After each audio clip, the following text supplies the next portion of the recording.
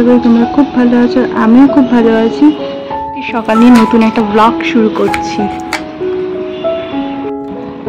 যে আমগুলো আগের দিন নিয়ে এসেছিলাম সেগুলো মা আমের আচারের মতো করে মানে আমগুলো কেটে নিচ্ছে পিস পিস করে।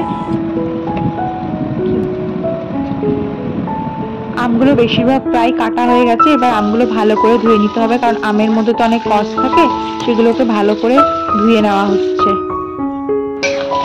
এরপর একটা কড়াই নিয়ে কড়াইয়ের মধ্যে গুড়টা দেওয়া হয়েছে এবং গুড়টা ভালো করে জাল করে নেওয়া হচ্ছে। গুড়ের মধ্যে কয়েকটা তেজপাতাও দেওয়া হয়েছে। এরপর যতক্ষণ গুড়টা জাল হচ্ছে ততক্ষণে আমের আচারের মশলাটা তৈরি করে নেওয়া হলো।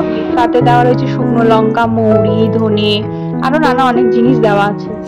এই মশলাগুলোকে একটু ভালো করে ভেজে তারপরে একটুখানি পিষে নিতে হবে ভালো করে।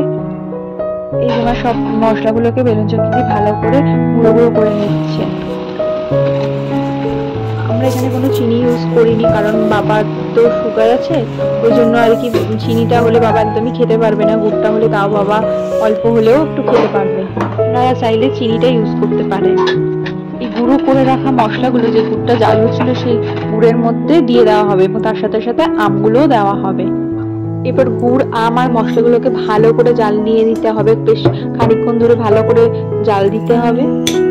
এরপর আমাদের ঘরোয়া লবণের সুস্বাদু আমের গুড়ের আচার তৈরি হয়ে গেল। খেতে তো খুব ভালোই হয়েছে। এই গরমে এই গুড়ের আমের আচার তো পেলে আর কোনো কথাই হবে না, তাই না? এই গরমে আপনারা চাইলে ওই গুড়ের আমের আচার বাড়িতে তৈরি করে রাখতে পারেন। যদি আপনারা আমার বাড়ি আসেন অতি অবশ্যই আমি আপনাদের এই আচারটা খাওয়াবো। তাহলে এখন আমি এই আচারটা একটু খাই। এই আচারটি খেতে সত্যি সুস্বাদু হয়েছিল। আপনারা ভালো থাকবেন, সুস্থ থাকবেন, আর আমি খুব শিগগিরই একটি ব্লগ নিয়ে আসবো।